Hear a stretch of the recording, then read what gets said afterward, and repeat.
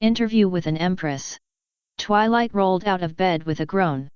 Another night of restless sleep, the dreams coming and going once more. Meditation helped, to a point, but time and again the dreams would return, plaguing her as she did her best to keep focused. She would ask Celestia, but besides their training sessions the Empress was busy with the mopping up actions on Caesarea and would not be there to answer all her questions. Twilight would have to look elsewhere for guidance, then. She got up and dressed, splashing a little water on her face from a nearby bottle that Sister Rebecca had provided. It did little to wake her, but at least she felt cleaner than she had in days. Instinctively she reached for her sword and armor, but then the memory of the battle returned. Her sword was broken, and her armor mattered little. Twilight started out, wandering off down the hall in search of someone to talk to. Mashes and his followers were back aboard the Sanguinium Martyrs coordinating some aspect of the cleanup operations she could not remember. Corax and Celestia were with the main force, that left Naomi and the sisters. Good women though they were, trying to speak casually to them took quite a bit of effort that Twilight was uncertain she wanted to exert at this time.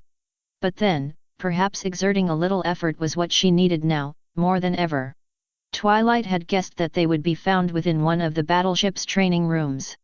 The nearest one was one floor directly beneath her room, reaching it would be of no real difficulty. The halls of the battleship were just as they always had been, but now Twilight found herself just as nervous as she had been on the Sanguinium Martyrs. How long ago? It seemed like years had passed since she had first stepped onto that ship, years since she had been tossed into a nightmarish quagmire. Then again, maybe it had only been a few more months. What did time matter in the Imperium? Twilight pushed that thought aside as she reached the training room, stepping inside and pausing to take in what was before her. The sisters were there, with Ruth, Rebecca, and Judith kneeling before Naomi while Veronica stood off to one side, cleaning the squad's weapons. None of them appeared to have noticed Twilight entering, still focused on the tasks before them. And may you impart strength upon us as we prepare for our next mission. Let us not be servants of weakness, but march forth in strength and clarity of mind. Naomi bowed her head. There is only the Empress. And she is our shield and protector, the three finished, rising after a brief pause. Now, start your laps. We'll continue with sparring once you are finished. The three sisters nodded before breaking out in a jog around the training room, save for the section that Veronica was tending to. Twilight soon saw why, as Veronica finished off with one bolter before aiming it at a target on the opposite side of the room, firing 3 single shots before setting the weapon down. The barrel has warped slightly, Sister Naomi, she called. I will need to speak to an engineer to request replacements. Check the others before you make more requisitions, Veronica. Naomi called back. We'll resume target practice once you have fully healed. Veronica nodded, turning her attention to the next bolter in the line. Now, Twilight chose to make her presence known. Sister Naomi, the sister turned, blinking in surprise once she spotted Twilight. Lady Tara, forgive me for not noticing your entrance, Naomi said, giving a small bow of respect. I had thought you would be resting more. No, I needed to get out and move around again. Twilight shook her head. And you don't have to address me as Lady Tara. I'm just Tara, nothing more. If you say so, Tara. Naomi's cheeks flushed, an odd sight on the normally stern sister superior. What brings you here? Your dreams. How did you? Twilight stopped herself. Yes. I haven't had a good night's sleep since that day. Everything just keeps going back to that day, seeing Marcos die, and Sister Veronica injured. They will pass in time, Naomi said. With prayer and the guidance of others, you will recover in no time. Pardon me a moment. Naomi looked past Twilight before shouting. Faster, Rebecca. A sleeping Grox can move quicker than you. Keep up with Ruth or by the throne I will have you sprint the length of this battleship with Judith tied to your back, and she'll be the only one in armor. Twilight blinked several times before Naomi returned her focus. Apologies, training has only just begun. I want to make sure that my sisters are in perfect shape, and that we never allow what happened to you reoccur. Oh, thank you. Twilight watched as the three passed by again. Ruth kept a fast pace, barely showing any sign of fatigue as she made her laps. Rebecca did her best to keep up, but appeared to be having a rougher time with it as her breath came out almost raggedly, and Judith. Even under strain, there seemed little that could make that girl unhappy. Is this typical of normal training days? Twilight asked. For a warm-up, this is a little lighter than what they are used to. Naomi replied. We are not Asteroids, who can endure stress that would kill a normal man, but I always try to push my girls a little harder than other sister superiors, to ensure that they are at their best. And what would that be? Much the same as you see now, except they're loaded down with about a quarter ton's worth of equipment. Twilight's eyes widened as Naomi continued. That is the upper limit of a sister in armor without additional stimulants. A space marine would laugh at such weights. I see. Twilight paused as a thought came into mind. Can you teach me? At this, Naomi raised an eyebrow. You want to train with us? Yes. Twilight nodded. Mash's training is fine, but I feel I need more. Not just physical training, but focus, emotional, even spiritual training, if I'm honest with myself. You and your sisters are far more versed in things like that, and I want to know more so I don't feel as vulnerable as I did then. There was a lengthy pause, Naomi looking Twilight over several times as if searching for doubt. It will not be easy, she started. I will make no concessions for you because you are the Empress student. I wouldn't have it any other way. Twilight replied, firming up her stance. If you wish to be trained by us, you will have to observe all of our training and customs. Naomi's eyes narrowed. That includes prayer, meditation, and possibly penance depending on your actions. You are still young in your faith, almost irreligious actually, are you willing to accept that? Twilight hesitated for a brief moment, but finally came to a conclusion. I know what I need to do, she said. I know what I have seen, and will do what I can to keep moving. Another pause. Very well. Naomi firmed up her stance before speaking again. Consider this your honorary induction as an acolyte of the Order of Our Martyred Lady. You may begin by joining the others in their jog. How long is that going? Twilight did not finish before Naomi's armored hand smacked against her cheek. Did I ask you to question me, acolyte? She shouted. Start running now. You will stop either when I say so or you go to join the Empress herself, and if you test my patience further I'll guarantee that latter shall be your fate. Now go. Twilight said nothing more, darting over to fall in line behind Ruth, Judith, and Rebecca. Fortunately, she could remember her perusal through jogging for the inactive back during the running of the leaves, so keeping a good pace would not be too difficult, she hoped. Whatever it took to get her mind back on track. No matter what pain it took to get there. Naomi's training allowed her to hide her emotions well, but it would be foolish to say she was not impressed by Tara's improvement. Yes, she was much slower and weedier than even her previous squadrons of sisters, but she could keep a steady pace and listened well to orders. She had good sense not to strain herself, even under Naomi's commands, and always seemed able to bounce back from whatever physical suffering she had endured. But by the throne, she was a terrible fighter. Tell me what you did wrong, Naomi asked, peering down at Tara as the younger woman struggled beneath Judith's boot. Well, I was thinking that Tara started. Exactly. Thoughts are dangerous and distracting in a combat situation. You hesitated, and Judith was able to pin you. Had she been a chaos cultist you would be dead or worse before another sister could come to your aid. Now get up and do it again. Tara nodded, pushing herself back to her feet once Judith stepped away. Naomi backed up, watching as Tara once more tried and failed to break Judith's stance. The sister merely got her arms under Tara, yanked the girl off her feet, and then slammed her into the deck before pinning her once more. And now you have gone for overcommitting yourself. Do it again. Tara got up, taking a moment to catch her breath before taking another stance. She did not attack, though, as she and the others straightened to attention as someone stepped into the room. Battle Sister Naomi. Naomi turned, doing her best to maintain composure as she came face to face with one of the Empress custodes. The Empress has requested a private audience with you. You are to come and speak with her immediately. The Empress wished to speak with her? Why? Had she heard about Naomi's training and taken issue with it? At her command, my lord. Naomi said finally, turning back towards the others. Continue with your training until I return. Yes, sister, the others chorused, even Tara joining in. With that settled, Naomi approached the custodes, the golden-clad warrior turning and exiting the training room without another word.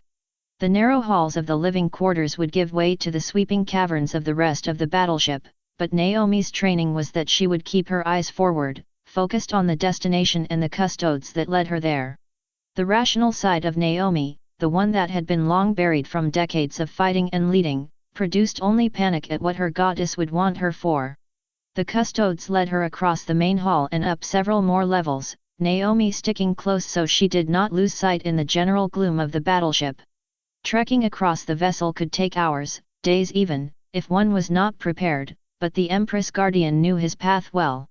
Soon, Naomi found herself standing before a slightly more ornate door, two other custodes standing guard outside. The Empress is waiting for you, the custodes that had led her there said. Naomi nodded her thanks and approached, the door swinging open for her as she stepped inside. Ah, Sister Naomi, correct. The Empress was seated at a finely crafted table, two steaming cups of tea set before her. She had shed her armor for a white dress uniform, her multicolored hair held back by a small tiara. Please, sit. As you command, Empress. Oh, there's no need to be so formal, the Empress chuckled. Please, sit and relax. Would you care for some tea? Why, yes, please. Naomi approached cautiously, gingerly sitting down in the chair offered as the Empress pushed her one of the cups. I have taken to trying a more casual approach when speaking with my subjects, the Empress said, taking a sip from her own cup. It is not for everyone, but some seem more receptive to the notion than others. Tara, for instance. Naomi hesitated, the tea sloshing slightly in her cup. Is that why you have called me here? At this, the Empress laughed. Dear, there is no need to be so fearful, she said. Do not think of me as solely an Empress. For now, I am just a woman concerned for the well-being of her student, of which you have sought to remedy. Naomi mulled over that, taking a small sip from her offered tea.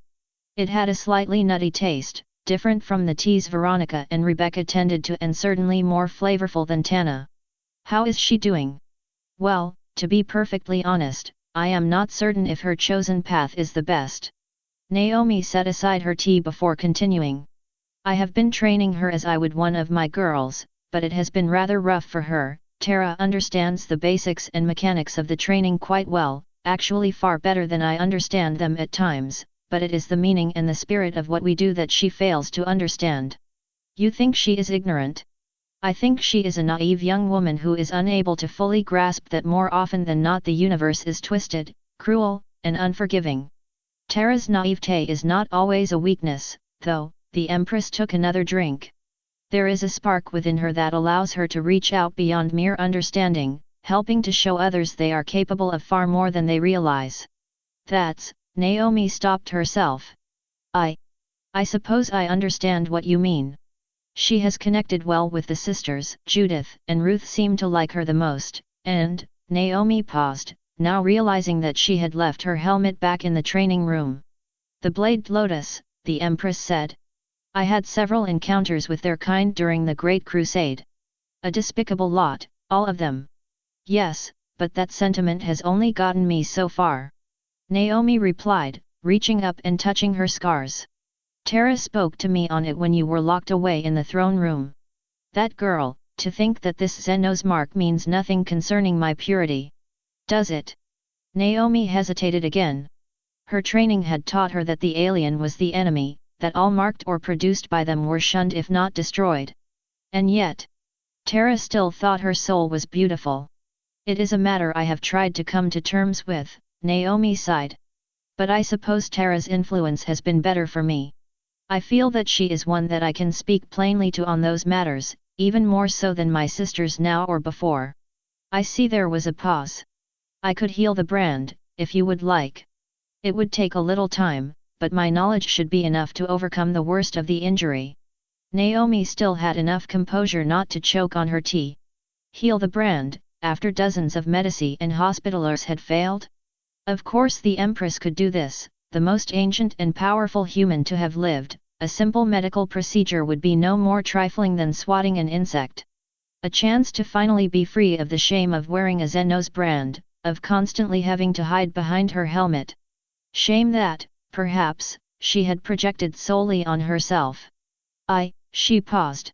I thank you for considering my plight, Empress, truly, I do. She looked up at the Empress before continuing. But I cannot accept such an offer at this time. It does not feel proper. Does it now? The Empress asked. No, Naomi shook her head. What happened to me all those years ago is something that I have not fully made my peace with, something that your student has helped me tremendously already. To take it away, to hide it from my mind, that does not seem like it would truly bring healing to me. There was another pause, the Empress regarding her quietly as they sat. Naomi could feel dread creeping over her as the realization that she had spurned a gift from the god Empress entered her. Very well, the Empress said, taking a drink and smiling. I thank you for being honest with yourself, as with me. Oh, you are very welcome, Empress. Naomi relaxed slightly, turning her teacup in her hands. I apologize if I was too curt in my rejection. You would hardly be the first to say no to me, Sister Naomi. The Empress looked off into space, her face dropping slightly.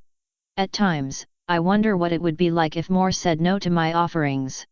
But that's another matter. The Empress looked back at Naomi and smiled again. Now, tell me what you have in store for young Tara. Rebecca watched as the young psyker shuffled into the training room, her head down even as the hospitaler spoke soothing words to her. Had fate been kinder to her, she could have made for a strong young woman, perhaps even a sororitas, but to have her mind shattered so roughly. Imperial doctrine taught that psychers were to be feared, despised. Rebecca could only pity this one. The mare need not be led to calm waters, Angelique mumbled. Little lights, though, need further guidance. Is Angelique all right? Tara asked, quickly crossing to the little psyker. I have done my best to soothe her, Sister Bianca replied. But she is particularly disturbed by something. Unfortunately, I cannot get her to divulge what. The void rises around the ankles of the lion, and the raven follows the path of destruction. Angelique shied away again, shrinking back as Tara reached out for her. It's okay, Angelique, Tara whispered. Just let it all pass. Allow your magic to flow normally, and it will stabilize. The little mare, Angelique said. The little mare is like a teacher, stern but just. All the other little mares will flock to her in the twilight of a new day. I know that Tara's powers are direct from the Empress herself. Rebecca turned slightly to see Sister Ruth standing at her side. But I still find myself on edge when she discusses them, especially around that witch. We should be happy that she has been able to use her powers for good, Sister Ruth, Rebecca replied, turning to face her sister fully. And you were there when she used those powers on Caesarea. It was unlike anything I have ever experienced before. We have never battled or fought alongside psychers, though, Ruth countered. Who's to say that that was merely normal for her kind? Do you trust her? There was a lengthy pause, Ruth working her jaw with unease. Well, yes, of course, she said finally. She's the Empress student, after all, why would she not be trusted? I still cannot tell if you have fully embraced that thought, Ruth. Rebecca said. You are a good woman, but perhaps not all is to be approached with fear. Perhaps a little understanding is needed for such matters. Ruth opened her mouth to say something, but the words appeared to die in her throat. Rebecca turned back to Tara and Angelique, the little psyker now sobbing into Tara's shoulder. Rebecca did not get a chance to linger, though, for a golden-clad custodes had stepped into the room behind the three. Battle Sister Rebecca, the warrior said. The Empress requests your presence at this time. The Empress? Rebecca asked, shrinking back. Have I done something wrong? The Empress will explain everything. Rebecca swallowed, but said nothing more as she stepped around Tara and the others and followed after the custodes. Sister Naomi had not said a word about what the Empress had spoken to her about, though she had been rather shaken by the encounter. Was it a reprimand for allowing Terra to be attacked? Rebecca's journey led not to the Empress quarters, but down into the bowels of the battleship, where serfs and servitors labored to repair the machines and weapons of war that the Empress crusade demanded. Gingerly she sidestepped disassembled machinery, trying her best to keep the custodes in her sight. She was led to a larger room, and there stood the Empress inspecting something near a large forge. At least, she presumed it was the Empress. She was dressed in plain workman's pants and a light shirt, her bare arms and face glistening with sweat where they were not covered in soot. Her hair had been tied back into a single braid, all she needed to keep it out of the way of whatever it was she was doing. The Empress turned and spotted Rebecca, smiling. "Ah, Sister Rebecca," she said. "Apologies for my appearance, I had a project come into my mind and could not let it rest until I had started work." "Oh, of course, Empress," Rebecca stammered, still unsure of what to make of the scene before her. "I can return at a more opportune time, if you would like." No, this is actually much better than I had originally planned." The Empress wiped some of the soot off her brow. "Please, walk with me." Rebecca hesitated again, but nodded before falling in step behind the Empress. "May I ask where we are going?" Rebecca asked. "I am looking for some ceramite," the Empress said. "Either that or adamantium. I am hoping to blend them with some other materials to make a durable but lightweight armor for my soldiers, perhaps cut back on some of this excess." She gestured towards another forge, where several dozen serfs and engineers were busy repairing armor for the Raven Guard. "I had it in my mind to streamline power armor even further," the Empress said. "Something light and compact, like what you sisters wear or even the Tau Empire's armor. It would be a means to make the Astaroths even faster and more powerful than they already are. Unfortunately, those plans have been lost to time." She sighed before looking over to Rebecca. "But enough on that, my friend. How have your travels been?" Rebecca paused as she mulled over the question. "They have been good, I suppose." She looked away from the Empress. "It has been rather difficult in these last few days, what with my sister injured and Terra in her state of distress. We have done much, but it can be quite difficult to fully understand what she has on her mind." "Really?" the Empress asked. "I had never thought Terra to be secretive like that." "It is not secretive, Empress." Rebecca looked back. "It is that she is so unlike anyone or anything we have encountered during our journeys. She is innocent, curious, even a bit stubborn at times, and her ideas about the world are almost laughably naive a lot of times, really. I suppose our greatest problem is that we do not understand that, and are uncertain that she can truly understand us." "I see. Ah, here we are." They had arrived at a large scrap pile, where excess metal and pieces too broken to justify repairing would be melted down and reshaped into new armor and weapons. "You can help me search if you would like." "Oh, of course," Rebecca nodded, stepping towards the pile and pulling out a few broken pieces. "How much metal do you require, Empress?" "Oh, perhaps a kilogram or two." The Empress inspected the pieces Rebecca had pulled out. "These will not do, but it is a step in the right direction. Try to find anything with a slight weave in the metal." "Yes, Empress." Rebecca tossed the pieces aside and began searching, the Empress moving to a different part of the scrap pile to search. She found small fragments of carapace armor, but moved on from them. Astaroths and the more elite guard units would never allow their best armor to end up here, and the scraps they did throw away would be sub-par by their exacting standards. "Other than this lack of communication," the Empress said from around the scrap pile. "Do you still feel connected to Terra?" "Connected is perhaps too strong of a word," Rebecca replied, inspecting a broken cybernetic implant before continuing. "Since there is still quite a lot about her that we do not know, I do not think we can forge a true connection at this time, but I still try to reach out to her, when I can." "How so?" "Oh, training, a bit of conversation, the odd chore here and there. I helped her with her research when we were en route to Caesarea, and I tended to her when she was suffering from her psychic blackout or whatever it was that Lord Mashes called." "I see." The Empress pulled out a few bullet-riddled sheets. "And Terra has been receptive to this approach?" "I like to think so, yes," Rebecca replied. Such a sweet girl. While it would probably be best that she lose her sense of ignorance, I do feel that she needs some semblance of her original life if she is to progress further in her training. The Empress merely nodded, tucking her collected materials under her arm before approaching Rebecca. I have no doubt you will help Tara in all ways, she said.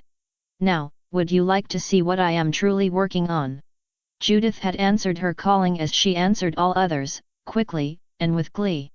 She hummed an old hymn to herself as she followed the Empress bodyguard further into the ship. She would have asked questions, but the custodes were legendary for their silent communication, and what question could she ask such great warriors? Frivolous ones, perhaps, but then frivolity had its place in the world, even if it did not appear as such. Her journey brought her up to the bridge. The Empress was there, dressed in her immaculate white uniform, towering over all except her custodes and Lord Corax. It was always an odd sight to see the Empress outside of her armor, the Empress, odd. Ha! There was something that Sister Ruth would find shocking about the goddess of mankind. Judith did not like to boast too much, but there were times when she enjoyed breaking down a bit more of Ruth's overzealous nature. You requested my presence, Empress, she asked, standing at attention as she reached the bottom of the stairs leading to the Empress position. Ah, Sister Judith, welcome, the Empress said before turning to Corax. Make sure that our reinforcements are adequately informed of the situation, and that they will be prepared to move to our next destination in 2 months. Yes, Empress.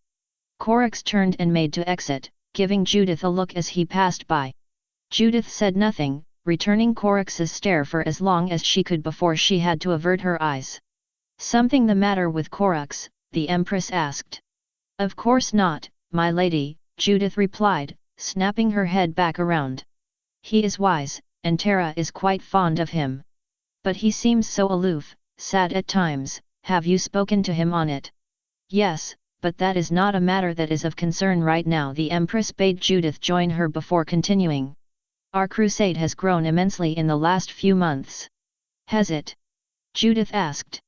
I don't bother myself with such matters, I'm just a humble soldier, not a grand leader. 30 million guardsmen now serve under my direct command, and more shall arrive before we make haste to Ultramar. The Empress crossed her arms. The Raven Guard and the Imperial Fists have joined their forces here in full, and several more chapters of Asteroutes have arrived as well. It is not the greatest force I have commanded by far, but in time it shall grow. If you say so, my lady. There was a pause before the Empress turned slightly towards Judith. I have watched you, Sister Judith. Please, just Judith is fine, Judith said. Tara insists we call her Tara, and I do not wish for you to burden yourself further. Very well, Judith, the Empress gave a wry smile.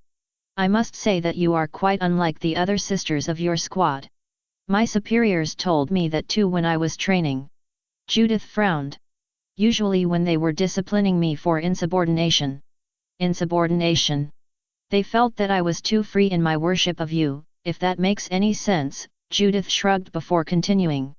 I was taught that we all worship you in our own way, within bounds of reason of course, and my parents always saw you as a stern father, mother. You understand what I am saying. I have had issues with some of those who would claim worship of me. At this, Judith's eyes widened. But they only do what they think will please you, she said. Judge them first by their desire and meaning before you judge their methods. I think Saint Sebastian said that.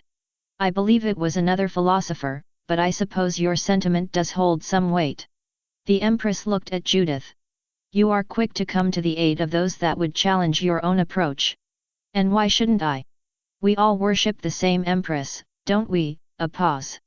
Well, theirs is a more serious Empress, one who judges on the slightest of mistakes and punishes them harshly. I never could subscribe to that theory. Just the stern mother. Yes, stern mother with really pretty hair. There was a pause before Judith giggled. Sorry, Empress, but it's something that I've thought of since you revealed yourself. It fits you much better than the old icons of you. At this, the Empress gave a short laugh. You are quite unlike the other sisters, she said. Perhaps unlike most people I have met in my long life. You possess far more joy than I would have thought possible for a woman of your age and experience. All with your help, Empress. Judith said, giving the Empress a smile. I have tried to spread that to Tara, but she is quite stern and a bit silly as well. You do not know the half of it, the poor girl worries about so much in trying to please me, there are times when she has made a fool of herself. The Empress looked back. But she means well, no doubt, and she is still learning in this regard. Well, I'll be sure to help her. Judith firmed up her stance. I swear on my life, Empress, that I will not rest until Tara is less stern in her dealings with you, so she can be the best student you have ever had. There was a pause, the Empress regarding Judith for several moments before looking away, smiling again. I am sure you will do wonderfully, she said. And I am sure Tara will appreciate the effort in more ways than you can possibly imagine. Veronica was no Medici, but all sororitas of the Order of our Martyred Lady knew enough to dress minor injuries, in this case Tara's bruised shoulder from where Ruth had slammed her into the deck, again. There, that should hold you until the next training session, she said, ducking the excess bandages away. Tara moved her arm slightly, wincing briefly but not stopping as she checked for full range of motion. Thank you, Veronica, she said. I must say, you are holding up much better than most recruits I have trained with, Veronica said, setting her medical supplies aside for storage later. Even Ruth would be in more physical pain than you display. Believe me, getting smacked into a hard floor is just as bad as getting brained with a few flower pots. Veronica raised an eyebrow at this as Tara continued. There was a rather clumsy woman that lived in my town. A total sweetheart, but very prone to knocking things onto people's heads. Oh. I see. There was a pause before Veronica spoke again. Well, I suppose you should rest, there's always more training to do tomorrow. Of course there is, Tara said before regarding Veronica. How are you doing? Another pause. My scars still ache, I suppose, Veronica said, her hand resting on her stomach as she continued. The Medici do their work well, though, and I am lucky that I have recovered so quickly. She looked up to Tara and smiled. In a few days, perhaps it will be me that faces you in the sparring ring, not Sister Ruth. Just as long as you don't strain yourself, Tara replied. I'd hate for you to hurt yourself again. For you, my lady, I would die 1,000 times. This did not seem to encourage Tara, but she did make a show of accepting the pledge in the spirit in which it was given. She gave a quick nod and stepped back out into the hallway, pulling a jacket over herself so she could appear more presentable. Veronica gave a small sigh and turned back to her medical supplies, wrapping the bandages back up to store away. Did you mean what you said, that you would die for Tara? Veronica gave a small yelp as she spun around, choking on her words as she saw the Empress standing before her. Empress, she squeaked. I didn't know. I mean, yes, of course I would die for her. All of us would, I am sure. Your loyalty knows no bounds, my dear, the Empress said as she glided into Veronica's room, her uniform rippling ever so slightly. Oh, thank you, Veronica replied. Though, Ruth is the one with true loyalty, always the first to come to Tara's aid when the need calls for it, quickest to justify and interpret your commands, or Sister Naomi's dash. And yet it was you who almost gave her life for Tara, not her. Well, yes I did. Veronica looked away. I do not see myself as a martyr, my lady. I am merely a soldier of your holy name, trying to save one more innocent, even if it means I must give up my life. So then your sacrifice means nothing. To me? No. Veronica thought over her answer for a moment. Well, perhaps that is too harsh. Knowing that I spared one of my sisters, or Tara, that would partially justify my actions. But should they survive, they would be inspired to far greater feats than someone like me could dream of. That knowledge, I suppose, would make my potential death more meaningful. There was a pause before Veronica chuckled. Sorry, you must think I am idealistic or naive. On the contrary, some of the bravest, most noble men and women I have known gave their lives so that others would be inspired to take up their cause. The Empress looked away. Some do not heed the call, but that is to be expected. All species, be they Xenos or men, possess some cowards among them. You are more learned in such matters than I am, Empress. Veronica started. Did you wish to speak to Tara? She has gone back to her room to rest, but I am sure she would love an audience with you. In time, the Empress said, turning to face Veronica fully. Tara has quite a lot on her mind right now, and I am afraid that my presence might not be as comforting as you would believe. Oh, I would not say that, Veronica said. You are the Empress of mankind. Though Tara does not see you in the way that I or my sisters do, she does think highly of you and all you do. You should hear her sing your praises when my sisters and I speak to her after our training sessions. I believe she is scared, lost, but your light still serves as a beacon even to one such as her. There was a pause before Veronica realized she had been admonishing the Empress. Forgive me, my lady, but that was only what I observed. No, there is no sin in speaking against my own foibles, the Empress chuckled.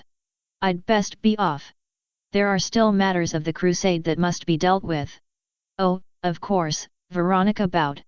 By your leave, Empress. The Empress did not respond, merely stepping back out into the hall and vanishing like a spectre of legend. Veronica peeked around the corner, but could find no sign of the Empress' presence. Except, perhaps, that her scars no longer ached as they had before. Ruth rocked on her feet, bringing her fists up into a guard position. Across from her, Tara sized her up, keeping a surprisingly open stance for one who had grown more accustomed to fighting. The other woman took a moment to wipe some sweat from her brow, flicking it away before resuming her original stance. Great Empress of mankind, grant me strength. Ruth lunged forward, aiming a punch squarely at Tara's head. The other girl sidestepped the strike, swatting Ruth's fist away with a smooth backhanded block. Ruth pulled back so as to avoid overstretching herself, slipping underneath Tara's counterattack with ease. Grant my body power to strike down the foes of your kingdom. Now Tara was on the attack, sweeping her leg out to try and trip Ruth. Ruth stepped back and punched, catching Tara in the shoulder with a glancing blow. Tara rolled with the punch, a marked improvement over her first day of training so long ago, before sweeping her arm up to seize Ruth before she could pull back. Let not my enemy triumph, for they do not know your light. Ruth twisted her arm, breaking free of Tara's grapple before jabbing an elbow into her chest. Tara coughed as the wind was driven from her lungs, but recovered quickly before Ruth could drop her to the ground. She blocked another strike, redirecting it upward before jabbing her free hand into Ruth's side. Let all perish before you, for yours is truth, power, hatred, and light. Ruth lunged forward, but Tara slipped under her attempted grapple and wrapped her arms around Ruth's waist. The sister had only a moment to react before Tara yanked upward, freeing her from the deck for the briefest of instances before both came crashing down on the deck. Ruth shifted her muscles to break free of the grapple, finally wrapping her arms around Tara's neck to pin her. There is only the Empress. She is our shield and protector. And that makes 3 for Ruth. Naomi said, stepping forward as Ruth released Tara and helped the girl back to her feet. I must say, you do well to match Ruth's strikes, Tara. Well, I just happened to notice she goes for a head strike before attempting a grapple, Tara replied. Once I got that down, I just needed to work on blocking it more efficiently. Is that so? Naomi asked, looking to Ruth. Are you becoming predictable, Sister Ruth? Ruth flushed, more from embarrassment than anger. I will do better, Sister Naomi, she said. In due time. No need to burn yourself out. Naomi looked to the other sparring pair of Judith and Rebecca. Rest, sisters.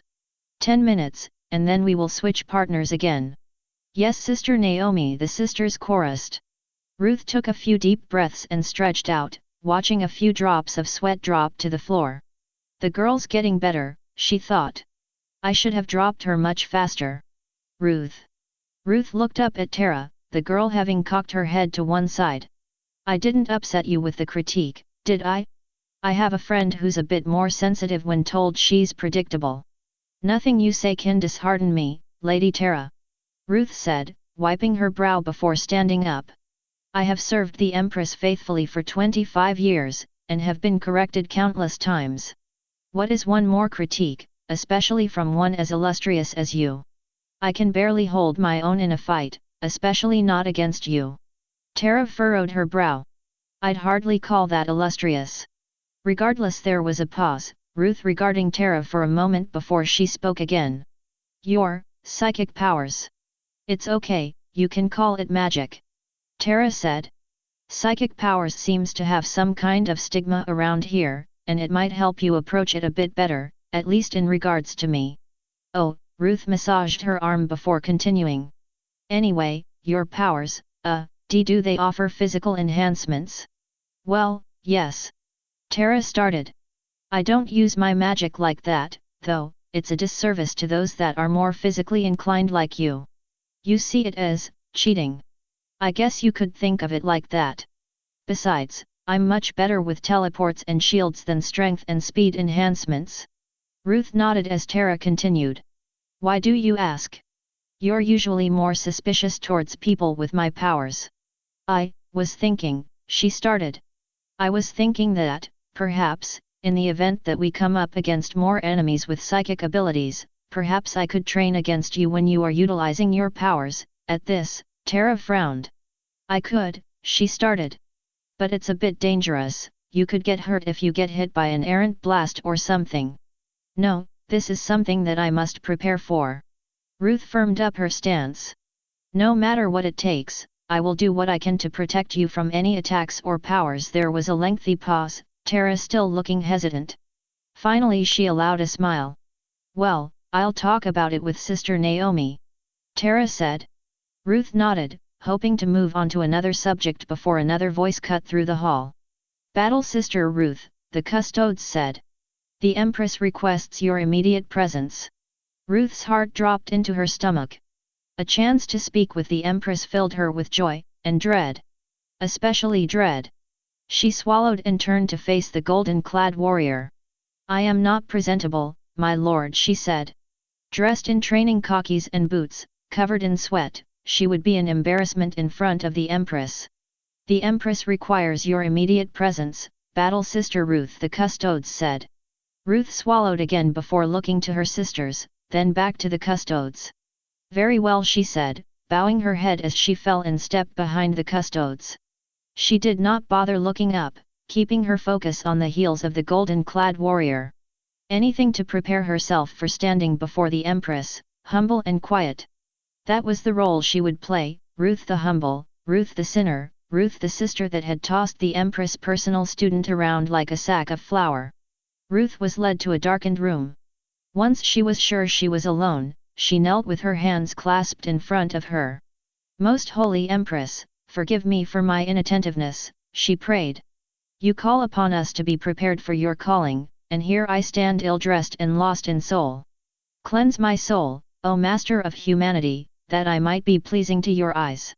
You already are pleasing, but not in ways that you might think, the Empress' bell-like voice echoed through the hall. I care not for physical pleasures, but only in the purity of mind and soul, purity of the heart. Ruth did not look up, listening as heavy footfalls crossed to her. Will you guard my lambs? Always, Empress. Ruth said quickly. You are the shining light of humanity, the guiding soul of all who are lost. I would march to the Eye of Terror for you. Will you feed my lost? Of course. I would sacrifice my armor, my flesh, everything so that all who seek your light would never be blind to it. Would you reject me?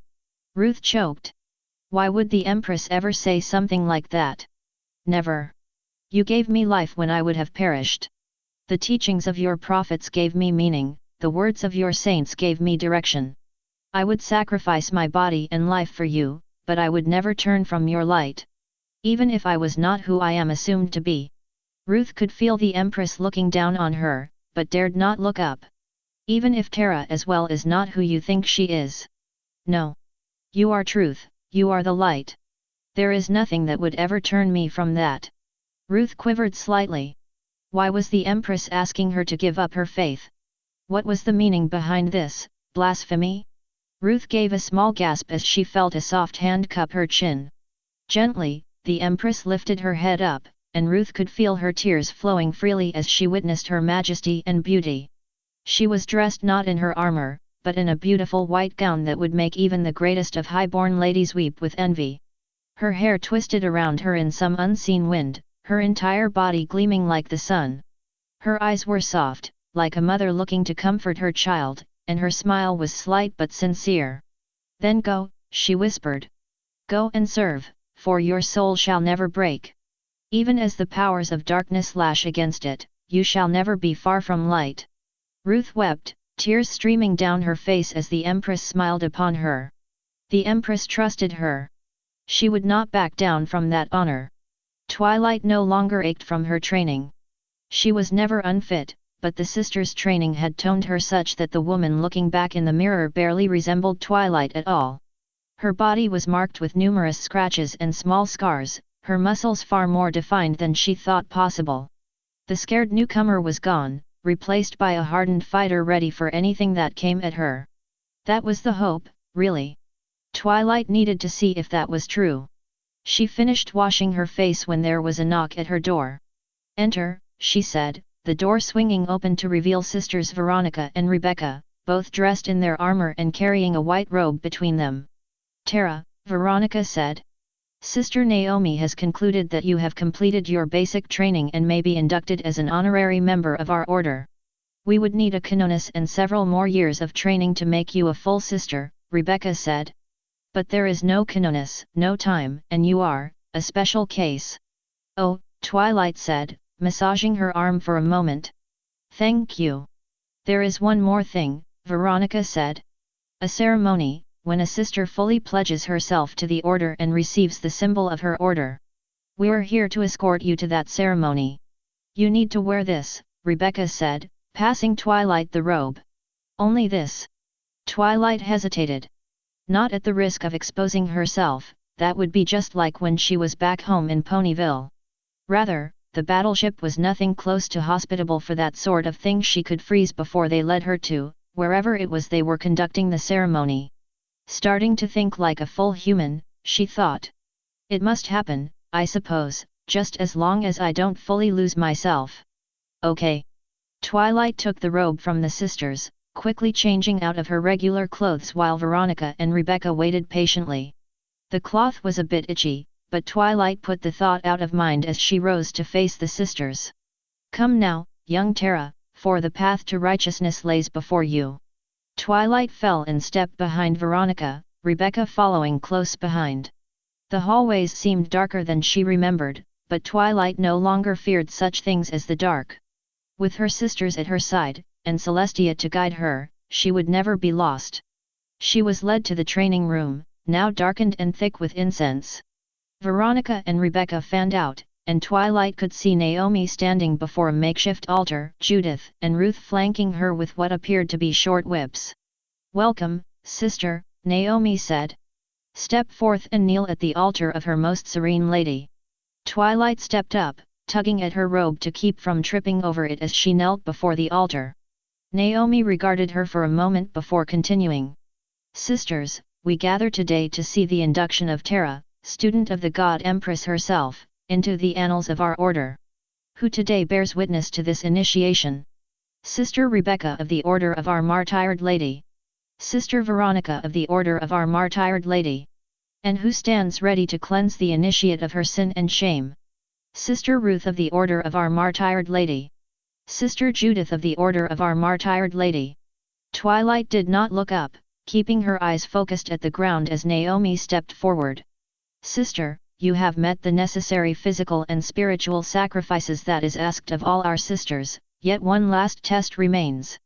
Expose to us now all that lies within you." Twilight said nothing as Sister Naomi roughly yanked the robe from her body. "Understand that only through blood and sacrifice, either yours or the enemy, will you be fully cleansed," Naomi said. "I ask you, are you willing to lay down your life, body and soul, that the Empress' great plan may be achieved?" "I am." No sooner had Twilight finished saying this did Ruth strike her, the whip scraping across her back. Twilight tried not to flinch, but did wince slightly as she felt small rivers of blood dripping down her back. "Are you willing to destroy all that is unclean before her holy name, the mutant, the daemon, the heretic, the alien?" Twilight hesitated again. She was not fully human, and they asked her to stand against aliens, her friends? No, she thought. Aliens like those that tried to kill Sister Veronica. Those, I can stand against. I am. Now it was Judith's turn to strike her. "Are you willing to give guidance and counseling to the lost, the weak-willed, so they may see the light as you do. I am another strike from Ruth. Are you willing to die for your sisters, to understand that the bonds between you and the Empress, you and your superior, and you and your squad may be kept above all others? I am another strike from Judith. Twilight's back now ached, but she maintained her composure as the sisters closed in around her. I find your soul set on the path to repentance, she said. Now rise, and take the station of our office of sister. Twilight rose, her focus breaking slightly as something cold clasped around her leg. Metal, segment by segment it clasped around her, Veronica and Rebecca setting her legs while Ruth and Judith set her arms and torso. The injuries on her back stung slightly as the cool metal closed against it, but Twilight pushed the pain out of her mind as her chest plate and pauldrons were secure. Twilight allowed herself a small gasp as she looked down at herself. She was dressed in armor not unlike the sisters, except it was a light lavender set between gold lining. Her chest plate was dominated by an alicorn, its wings sweeping outward in flight, and her left shoulder was marked with a six-pointed star, her cutie mark. She could feel her magic reaching out and mixing with the mechanics that moved the armor, giving it an almost supernatural flow as she moved about. It's beautiful. Crafted by the Empress' own hand, Rebecca said. I helped her forge it. And there is another gift from Her Majesty. Naomi reached down behind the altar and produced a sword. It had the hilt and guard of Twilight's old sword, but it was now a silvered longsword that put even the beauties of her old weapon to shame. Twilight gasped again as she saw 5 familiar etchings set in the blade, an apple for honesty, a butterfly for kindness, a balloon for laughter, a gem for generosity, and a lightning bolt for loyalty, all terminating in an amethyst star set in the guard. You all knew about this? Twilight asked, taking the sword from Naomi. Not at first, no, Ruth said. The Empress had many questions for us, but once we had completed them she told us of her surprise. We may be your shield, Tara, but this weapon and armor will protect you from far more than we can possibly imagine. Twilight smiled, tears welling up in her eyes. Even if Celestia was not physically present, a part of her would always be there to guide her. A pause, Twilight's face dropping as she shifted around in her armor. Does it always chafe so much? Oh, Naomi's face dropped too, her undamaged cheek flushing red. There is an undersuit that should help you interface with the armor and be more comfortable. We'll find a spare one when we're finished here. Naomi was interrupted as a warning bell rang through the battleship. Perhaps a bit sooner than that, I'm afraid. Empress, the ship's astropath said. A fleet of ships is dropping out of warp drive, they will be within visual range soon. How is that possible? Celestia asked, striding up onto the bridge. How could this fleet hide themselves from our sight so easily? There is something interfering with my sensors, something massive, the astropath replied. Either an attack from the hive mind, or something more sinister. Celestia turned to the captain of the ship. Are we at battle stations? She asked. Yes, and the fleet is arranging to defend against this attack, the captain replied. If it is the enemy coming to seek revenge, we shall send them screaming back to hell where they belong. Empress. We have visual on the fleet. Celestia looked out the nearest viewport, watching as real space twisted about as the new fleet emerged. Battle barges, strike cruisers, destroyers, hundreds of ships and escort craft pulling out of the warp, armed and ready for battle. But that was not what caught Celestia's eyes, what did was the massive distortion in real space behind them. It produced forth a great structure of stone and metal, surrounded by even more ships and bristling with heavy weapons. It was far out enough that it would not cause major disturbances to Caesaria's gravity, but its impact would be felt in other matters. The rock, Celestia said, firming up her stance. It appears that the Dark Angels have come to test my authority.